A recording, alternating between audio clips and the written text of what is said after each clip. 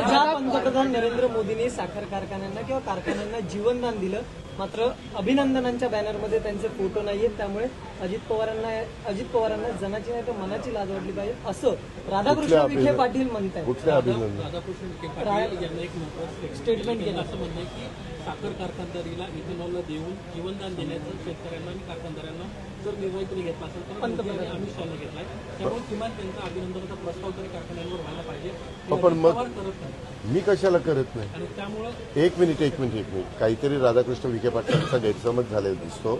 मी कधी पत्रकार मित्रांनो, तुम्हाला माहिती आहे, मी असले अभिनंदन किंवा आता मी एका कारखान्याचा चेअरमन आहे, माळेगाव कारखान्याचा.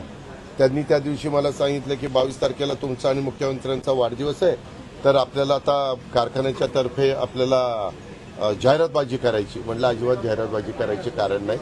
ज्यांना जाहिरातबाजी करायची असेल ते त्यांच्या खर्चाने करतील.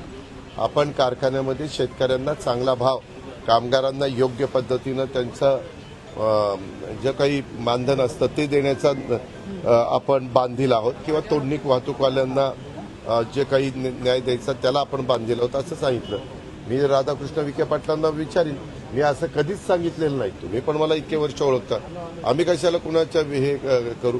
आणि मी स्वतः कबूल करतो ना, इथेनॉलला मोठ्या प्रमाणावर पेट्रोलमध्ये मिक्स करायला परवानगीचं बंधन हे केंद्र सरकारने आणल्यामुळं, आणि ज्यूस टू इथेनॉल किंवा सिरप टू इथेनॉल किंवा बी हेवी टू इथेनॉल हे करायला प्रोत्साहन दिल्यामुळं कारखानदारीला त्याच्यामध्ये मदत झाली. त्याच्यामुळे ते सगळं श्रेय देशाचे पंतप्रधान नरेंद्र मोदी साहेब आणि गृहमंत्री सहकार मंत्री अमित शहा साहेबांना जातं. ते